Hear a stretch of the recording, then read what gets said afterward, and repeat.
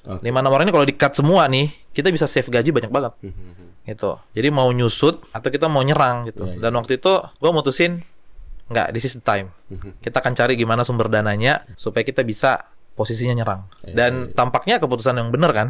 Kayak dari 6 outlet sekarang jadi 24, itu kan 18 dalam waktu 18 bulan ya sebulan satu.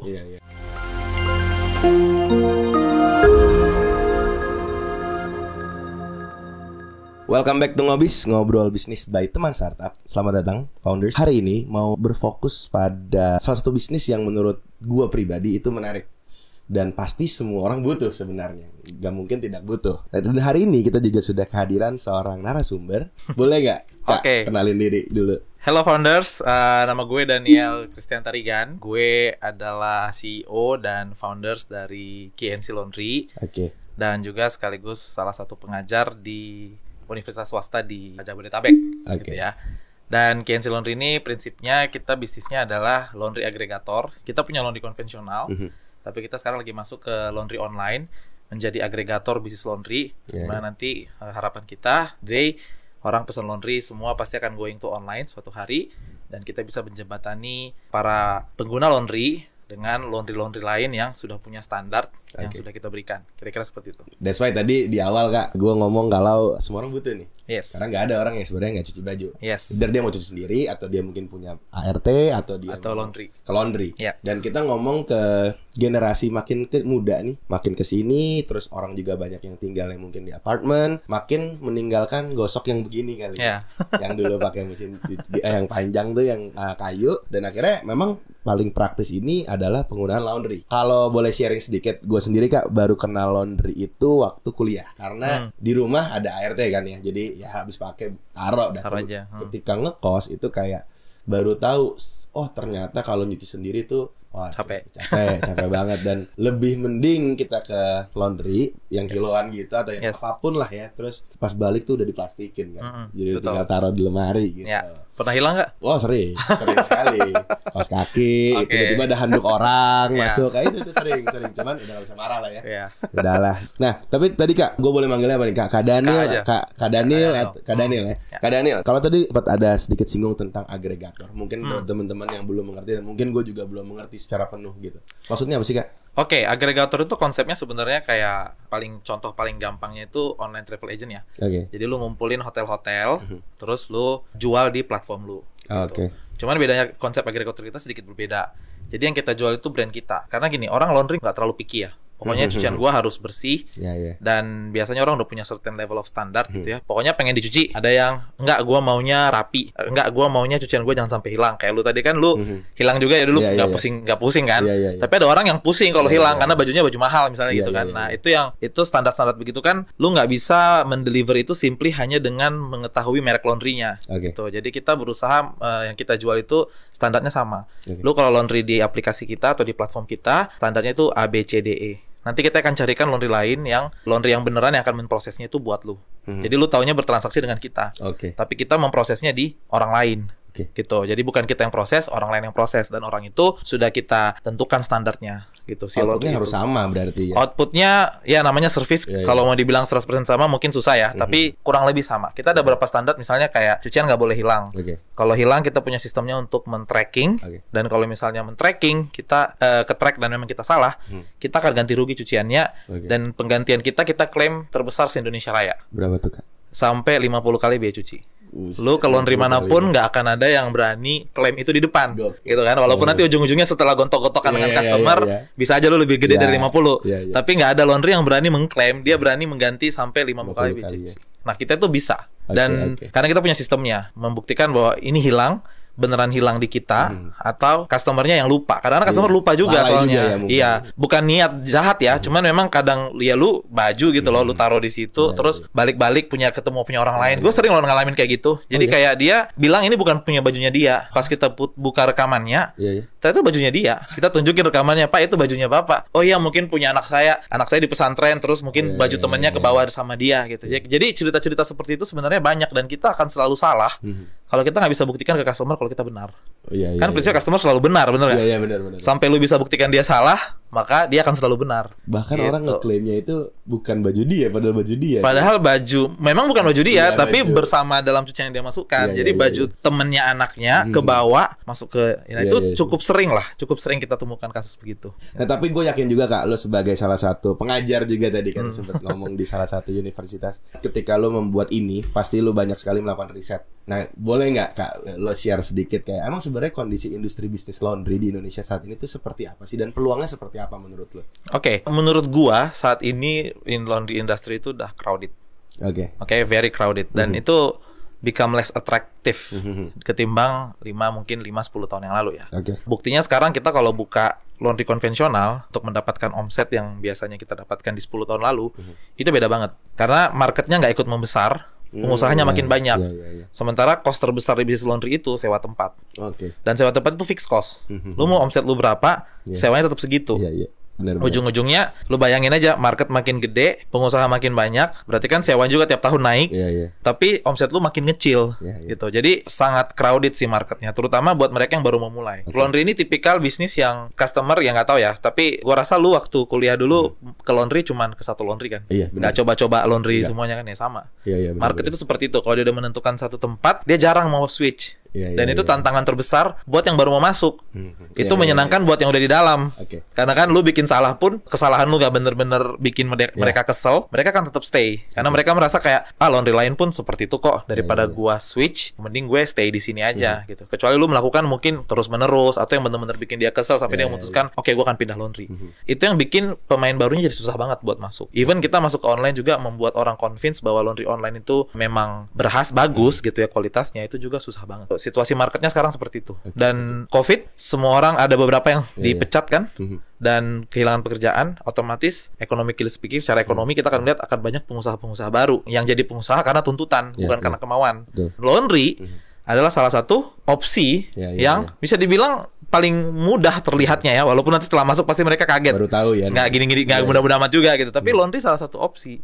Itu dan itu tantangannya jadi makin besar lagi. Belum lagi yang kita hadapin hari ini nih di beberapa site kita yang di apartemen, yang punya ruko nggak laku rukonya. Dia buka laundry, harganya murah, ngalahin kita. Kita ketika bikin harga itu kan kita masukkan semua, termasuk kos sewa kan. Dia kayak ya udah yang penting ngasilin duit gitu. Dan orang-orang properti begini kan maksudnya mereka yang punya properti nggak mau turunin harga kan. Sewa 100 juta setahun. Nggak ada yang mau sewa. Ya udah gue bukain aja laundry harga 7.000 sekilo.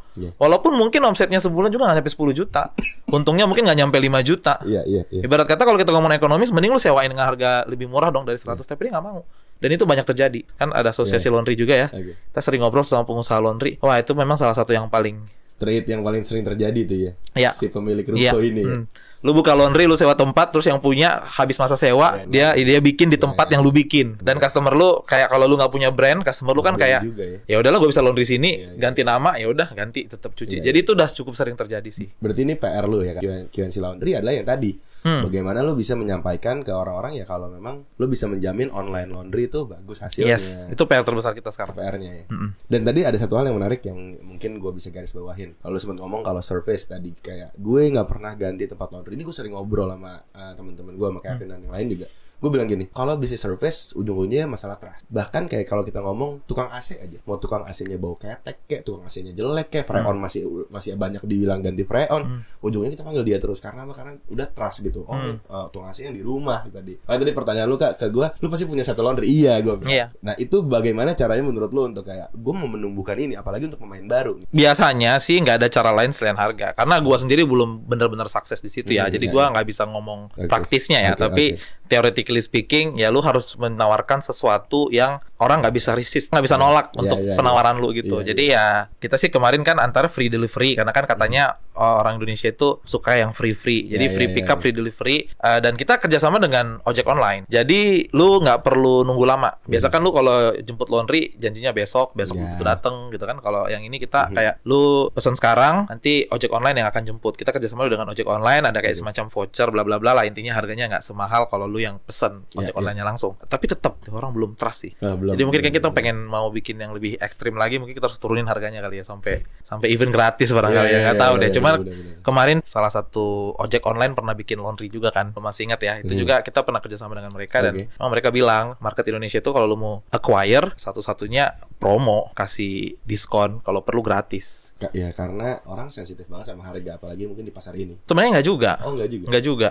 Karena kita jual harga premium banget loh. Oh ya. Kita strategi harga kita adalah kita jual termahal. Tapi maksudnya ini ngomongin ini nggak segmentasinya juga nggak gitu? Atau... Iya, kita mainnya segmen dan customer kita bukan yang akan tergoda dengan orang-orang ketika laundry di sebelah kita buka dengan harga 7.000 gitu misalnya, kita 11.000, nggak pindah juga sih. Customer kita nggak pindah juga, dia stick dengan kita gitu. Jadi memang ini market yang sangat unik sih. Teman-teman gue yang beberapa tim co-founder kita juga yang pernah di market lain juga menemukan bahwa market laundry itu unik sendiri. Itu beda banget dengan market, misalnya salah satu tim kita kan pernah di e-commerce. Kayak beda banget dengan market e-commerce, kayak Grab, Gojek misalnya. Kalau Grab bikin diskon, yang ini lari ke sana, nanti ini balas bikin diskon, geser lagi. Nah, laundry itu nggak seperti itu. Gitu. Nah, itu kita juga masih mencahin gimana caranya bikin, hey lu pindah dong, coba dong, ini ada yang online nih gitu kan. Itu sampai sekarang masih PR sih. Itu PR-nya berat. Online ini berarti sekali lagi mungkin kalau kita biar nggak miss nih Kak. Maksudnya adalah online ini berarti kan sebagai agregator tadi lah. Agregator ya. Kalau misalnya gue pakai jasa QNC, gue hari ini nggak tahu tuh dicuci di mana gitu. Jadi ya pokoknya online aja gitu kan maksudnya. Nah, Kak, kalau tadi lu udah sempet juga banyak ngomong Kak tentang kalau bisnis laundry ini adalah red ocean, mungkin udah bukan red lagi nih. Red blood ocean kali ini ya. Red blood. Terus kalau menurut lu sendiri kalau ngomongin tadi laundry online secara agregator, menurut lu sendiri ada nggak sih kompetitornya? Saat ini kita ada sih. Ada ya. Ada. Nah untuk lu bisa overcome itu gimana Kak? Kita over the competitor, size kita kurang lebih sama. Yang menarik dari industri ini dan kenapa gue tetap stick di sini. Even though gue udah berapa kali mikir pindah industri apa enak kali ya gitu ya. Tapi yang bikin gue stick di sini adalah karena kompetisinya itu kita dengan sesama kompetitor masih levelnya sama. Dia more or less mungkin ada yang lebih gede dari kita, ada yang lebih kecil dari kita, tapi kurang lebih sama. Jadi enak mainnya gitu. Karena lu masih kayak sama-sama memperjuangkan sebuah pasar yang size-nya memang nggak terlalu besar, tapi boleh lah ada duitnya. Dirata nggak? Enggak sih, kita bahkan kan lu kalau cari jurnal dan segala macam laundry itu nggak ada marketnya, nggak ada size-nya. Jadi kita estimate itu sendiri gitu. Kita bikin estimation kita sendiri. So, mungkin karena ukurannya tadi kurang lebih sama, jadi ya satu level lah ya. Satu level. Jadi bersaingnya itu masih enak. Dan ya sekarang gua ngomong deh, kalau lu mau laundry emang ada satu brand yang muncul di kepala lu? Nggak ada juga gitu. Jadi kayak kita masih banyak orang yang bisa memperebutkan posisi top of mind brand tadi. Kecuali laundry mahal ya, kalau laundry mahal yang satuan, satu dress tuh, yang dry clean gitu emang udah ada top of mind brandnya. Tapi buat yang laundry sehari-hari, cucian baju-baju sehari-hari kan belum ada gitu. Jadi masih sangat ada peluang. Walaupun sudah berdarah-darah. Berarti kalau kita ngomong gini, kalau seumpama salah satu pemain besar masuk terus tiba-tiba diberatin duit, udah ada. Nggak berhasil. Gagal ya? Udah ada. Nah sejauh ini nih Kak, untuk lu tadi udah sempet ngomong kayak pokoknya PR kita adalah mengedukasi, edukasi dan memperkenalkan kalau online ini itu PR terbesarnya. Sejauh ini apa sih yang lu sudah dilakukan dan mungkin lu boleh sharing gitu? Kita sekarang nomor satu sebenarnya kalau lu mau tahu sesuatu kan lu harus ngerti marketnya dulu. Dan memang kita untuk market research kita budgetnya cukup gede. Dan yang kita lakukan juga cukup intens. Jadi kita harus benar-benar tahu market itu maunya apa. Nah, kita udah tahu nih market maunya apa. Cuman memang ketika kita tanya kepada customernya, mereka juga nggak bisa mendefine kadang-kadang. Jadi di sekolah bisnis itu kan kita belajar ada level produk itu ada berapa ya. Salah satunya dilihat dari sisi pengambilan keputusannya. Ada yang low involvement istilahnya, ada yang high involvement. High involvement itu kayak lu beli mobil, lu pasti mikir dan mempertimbangkan banyak hal. Low involvement itu kayak lu beli tisu. Kalau lu ke Indomaret beli tisu, ya udah lu nggak akan memikir terlalu panjang atau galau gue mau beli ini atau ini gitu kan. Nah laundry itu termasuk yang itu, yang low involvement. Jadi orang sekarang gue tanya pertimbangan lu beli tisu, mungkin lu juga nggak bener-bener diskon ya, buy one get one. Pokoknya diskon ambil. Kalau di banded jadi satu ambil. Langsung ambil. Orang lain mungkin beda lagi. Jadi tipikal industri ini, tipikal barang seperti itu. Setiap orang punya persepsinya sendiri-sendiri, tapi tetap ngambil produk yang sama. Jadi susah banget lu untuk mendrive orang untuk tolong ambil barang gue. Dan budgetnya akan terlalu besar kalau lu dekatnya dengan personal selling. Kayak satu orang jual satu-satu, itu mungkin budgetnya akan terlalu besar. Nah, jadi di sini itu di bisnis seperti ini itu benar-benar kita harus belajar bagaimana mengkondisikan semacam persepsi lah ya, membangun persepsi bahwa brand kita bagus gitu. Kemarin gue coba kita langsung fokus di actionnya gitu, kasih diskon brosur dan sebagainya, voucher diskon, cuci gratis dan seterusnya, nggak laku. Karena orang nggak familiar katanya. Pas kita riset lagi kan, kenapa sih nggak laku? Ada berapa tuh yang kasih masukan? Karena gue nggak tahu. Maksudnya gue tahu ini laundry, tapi gue nggak tahu cucian gue bakal dibawa kemana dan lu butuh tahu itu. Ya nggak tahu, something's not right aja. Jadi dia bahkan nggak bisa ngomong juga, something's not right aja. Gue tahu lu kasih gue voucher, gue nggak terdorong untuk menggunakannya. Nah itu kita sampai sekarang masih kita pecahkan lagi. Gimana ya caranya supaya mereka mau ya gitu, mau mencoba. Dan itu memang yang paling susah sih. Once lu bisa crack itu, gua rasa the rest is easy. Karena itu kebiasaan gak sih Kak? Maksudnya kebiasaan orang Indonesia gitu. Let's say di pasar. Dulu kan dia nggak biasa gitu. Pas dijemput nggak tahu dicuci di mana gitu. Dan kebiasaan itu yang harus dirubah, yang mungkin agak sulit kan. Betul. PR terbesarnya. Betul. Membuat orang mau mencoba pertama kali.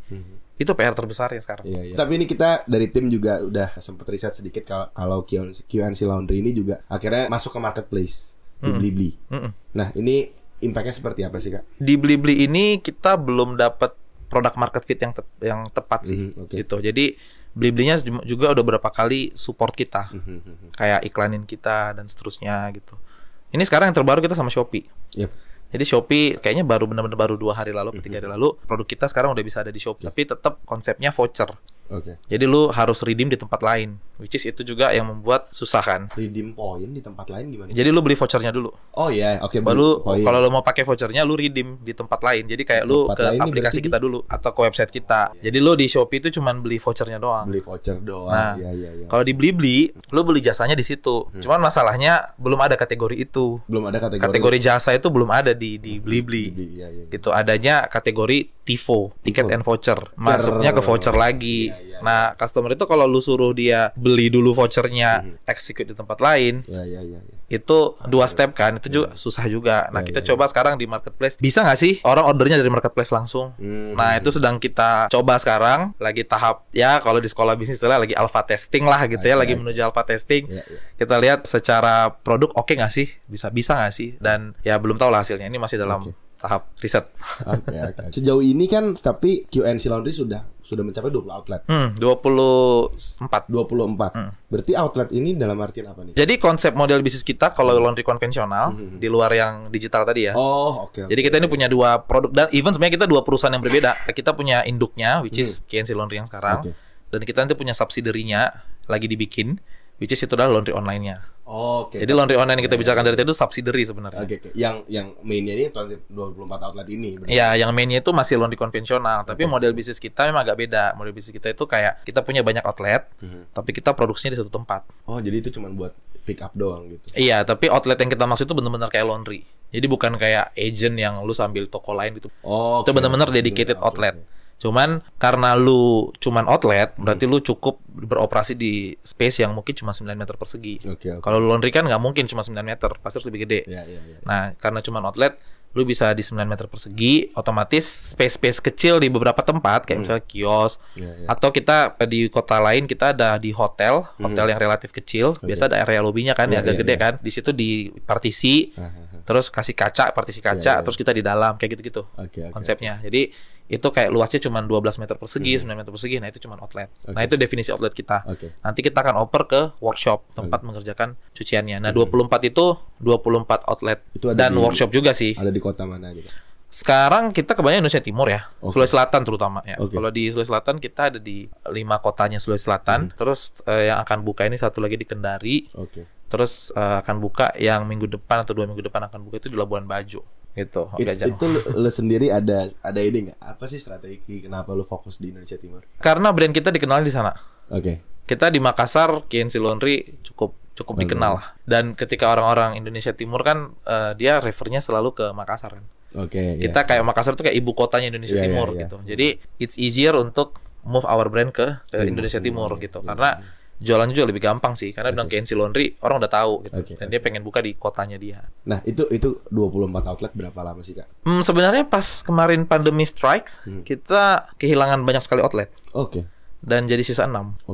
Jadi 24 itu sebenarnya hanya dalam pandemi ini aja, 18-nya gitu. Setelah udah dari ini 6 terus baru sekarang ada baru lagi 18 berarti.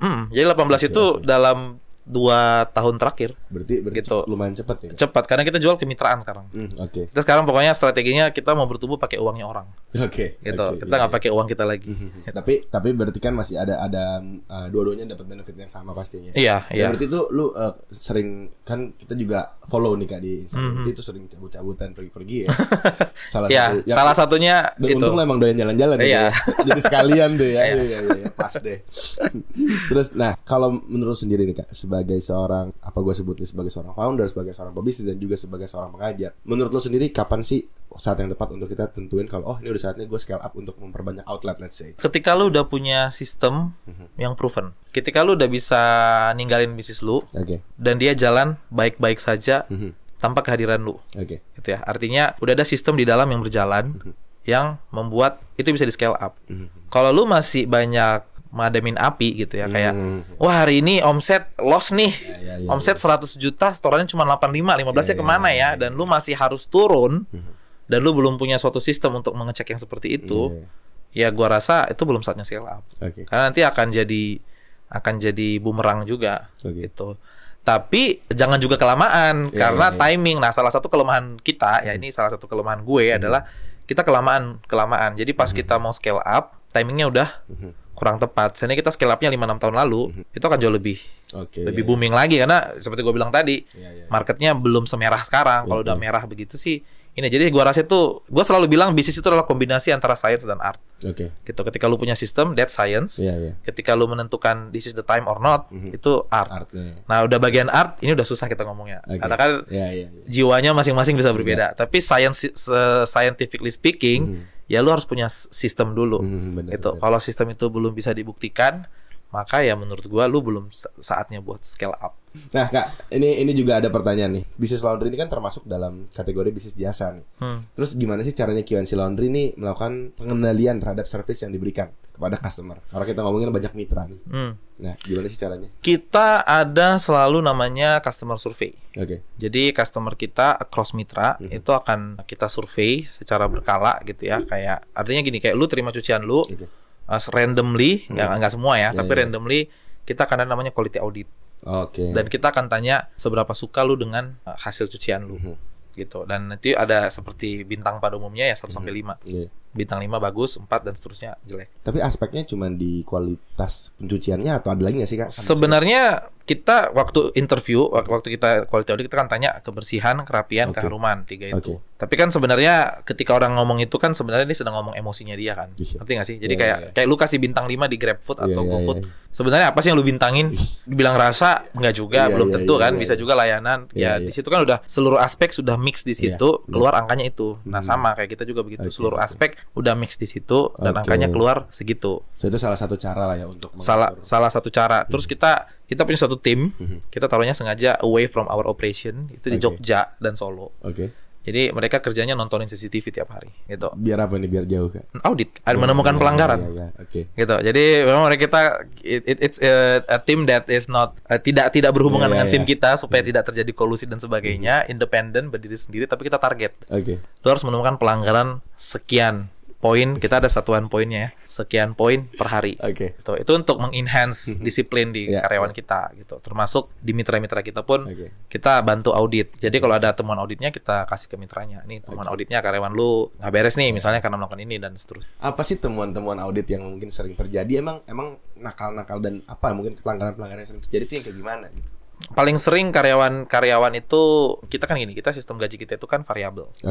Jadi kita nggak kasih gaji dia fix, which is itu enak banget. Jadi pas pandemi kita nggak mencat siapa-siapa. Cuman gajinya turun semua. Ya karena kurang. Gitu. Nah otomatis kan ketika lu gajinya variabel seperti itu, ada kecenderungan lu untuk pengen mempercepat pekerjaan itu dengan bypass standar kita gitu. Contoh, nyetrika itu harus semua sisi disetrika. Gitu. Tapi kan kadang-kadang ada, ini bisa lah nggak usah disetrika, dilipat sama dia. Pelanggaran-pelanggaran seperti itu yang biasa di spot di audit kita. Dan memang di bisnis laundry ini kan cukup human intensif banget ya. Jadi ya lu tau lah orang emosinya dan segala macam ekspektasinya itu susah banget. Itu juga salah satu kenapa kita go digital. Karena ketika go digital itu udah urusannya mitra. Lu punya bisnis laundry kan? Gitu. Kita cuma bisa kasih lu saran, orang lu urus. Sepanjang kita masih punya laundry kita sendiri, wah itu susah banget. Dan karena itu urusannya sama manusia kan. Urusannya sama manusia dan nggak semuanya bisa lu serahin ke karyawan. Enaknya ke laundry kecil ini kan biasanya yang punya yang ngerjain kan. Jadi timnya tim dia sendiri gitu. Jadi kita rekrut aja mereka yang benar-benar memang kita rasa oh dia layak nih jadi mitra kita gitu. Ya udah kita jadi mitra, kita tawarin kerjasama, kita kirimin cucian ke dia. Model-model bisnis seperti itu. Jadi ada apa-apa ya itu urusan lu dengan mitra lu gitu. Dan kalaupun misalnya sampai ada terlalu banyak quality yang tidak dipenuhi ya tinggal pindah kan. Jadi which is itu tantangan terbesar scale up kita itu di situ. Human resource. Lu nggak bisa kalau lu buka bisnis laundry operation lu buka lagi di kota mana, lu nggak bisa men-scale up semua yang ada di sini tuh ke sana.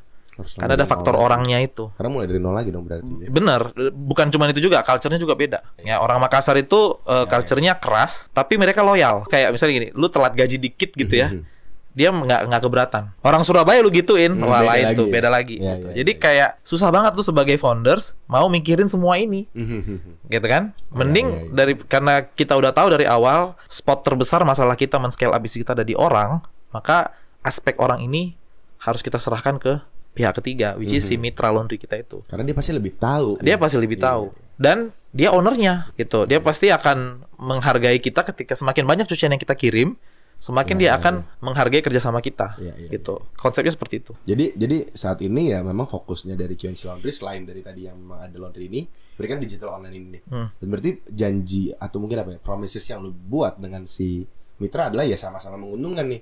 Gua akan cariin order lu buat lu juga bisa lebih ramai lagi, lebih gede lagi. QNC ini bersifat seperti ya udah, gue yang marketplace-nya lah untuk si laundry ini gitu kurang lebih ya. Kurang begitu. Oke. Kayak B2C e-commerce. B2C e-commerce. Ya, lu punya barang lu taruh deh di Blibli gitu kan ya.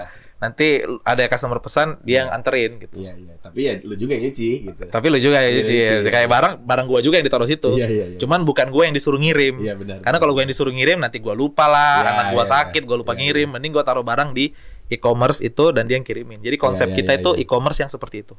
Nah, ini ada katanya QNC ini juga bekerja sama dengan Family Mart. Yes, saat ini. Itu apa tuh Kak? Boleh cerita nggak? Jadi kita ada konsepnya laundry locker. Laundry locker, oke. Jadi konsepnya ini, jadi gini, problemnya adalah tadi cost sewa kemahalan kan. Dan sewa itu nggak pernah lebih murah dari let's say 3-4 juta kalau di Jakarta ini per bulan untuk space yang cuman kecil. Nah dengan Family Mart ini kita jadinya sharing revenue. Gitu sehingga kalau turun ya derita bareng-bareng gitu kan. Kalau naik ya untung bareng-bareng. Nah konsepnya itu lu bisa datang ke Family Mart untuk mencuci, tapi bukan itu sebenarnya yang fokus utama kita. Fokusnya adalah Family Mart ini kan banyak. Jadi kalau lu ngirim cucian, lu bisa, kita jadi punya drop point. Jadi konsep kita tuh laundry yang kita ajak kerjasama dikit aja. Karena tadi gue bilang kalau terlalu banyak value lu jadi kecil banget. Karena apaan sih lu cuma ngirim satu cucian ke gue tiap hari, terus lu resenya minta ampun gitu kan. Tapi kalau lu ngirimnya 10 sehari, 300 sebulan, ya lu rese wajar dong. Orang gua kasih lu duit cukup banyak gitu kan. Jadi yang kita banyakin harus drop pointnya.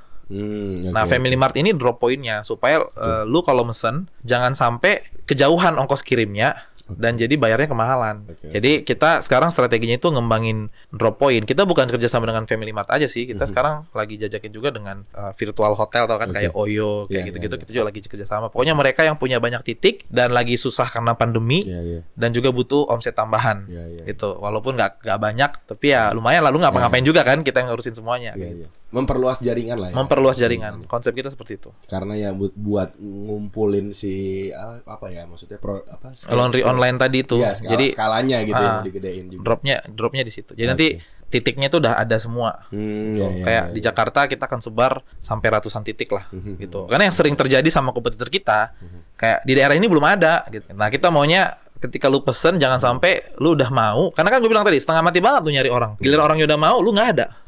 Jadi kalau sebisa mungkin ketika orang mau harus ada gitu. Kalau nggak gue udah males sekali gue cek di tempat gue nggak ada, udah nggak akan balik lagi. Nggak mungkin minggu depan gue cek lagi ya gitu kayak ada kan. Lu butuh waktu lagi untuk mengakuisisi dia, which is cost-nya juga gede banget mengakuisisi pelanggan itu. Nah setelah COVID-19 ini nih Kak, apa sih rencana atau mungkin plan yang lo mau lakukan ke QNC? Tapi mungkin kemarin tertunda nih karena COVID. Sebenarnya nggak ada yang tertunda. Plan kita. Yang ada malah ya tadi makin cepat kita tumbuh ya. Jadi cuman memang secara keuangan ini memang masa yang sulit sekali sih. Betul. Karena ya Jakarta mungkin udah mulai naik ya. Tapi kan sekarang basis kita yang terbesar kan di Makassar. Makassar lagi turun, lagi PPKM level 4 nih Makassar. Lagi jadi Jakarta kemarin-kemarin 1 bulan yang lalu gitu. Jadi di Makassar memang kita lagi bener-bener, itu kan cash cow-nya ya. Cash cow-nya kita lagi bener-bener lagi seret sih gara-gara itu. Kita sekarang lagi nyari kerjasama. Karena gini, di bisnis kita kencengin ikat pinggang itu udah kayak bukan solusi lagi, cuy. Lu harus cari gimana supaya dapat uang gitu. Karena tadi fixed cost-nya gede. Lu mau kencengin apa kalau udah kencengin apa lagi? Kalau udah fixed cost lu apalagi mau dikencengin gitu kan. Yang ada berarti lu ya udah apa aja yang bisa dicuci kita cuci dah gitu. Sekarang kita even kita kerjasama dengan banyak hotel sih sekarang. Nyuciin cucian linennya dia. Gitu. Dan itu sekarang yang lagi jadi ini kita. Jadi apa ya? Kuda hitam kita. Gitu yang membalik keadaan ya. Lumayan lah omsetnya bisa bikin naik lagi dikit. Bayar cash tapi hotel tuh ya.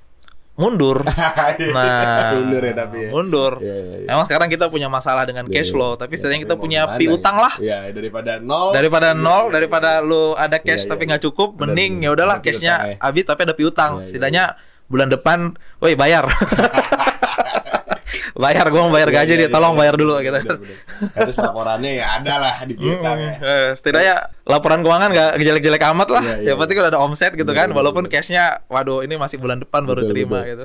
Tapi memang ya kita sekarang mau industri apapun ya memang dituntut untuk itu kali kayak. Iya. Kondisi ini apalagi ya COVID, ya udah nggak bisa. Mungkin apa ya kalau kita bilang orang menyalahkan COVID. Ini satu hal ya kak, ini gue nggak tahu, gue juga ini mungkin pertanyaan terakhir gue kali ya. Gue sering banget orang kayak ngomong misalnya, ya karena covid kali. Gue lama-lama mulai sedikit kesel dengan kata-kata itu gitu, karena iya terus kalau maksudnya gini, gue melihat jadi banyak orang yang akhirnya menyalahkan covid gitu.